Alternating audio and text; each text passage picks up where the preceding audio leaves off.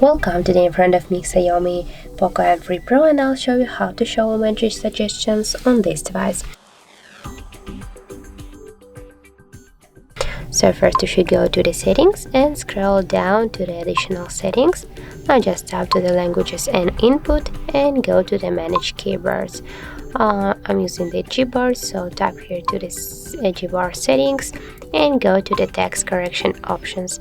And as can you see here, we get our show emoji suggestions switcher. Just to activate the emojis suggestions, tap here once on the switcher, and that's it. And if you want to just turn it off, we tap here again on this on this switcher, and that's it.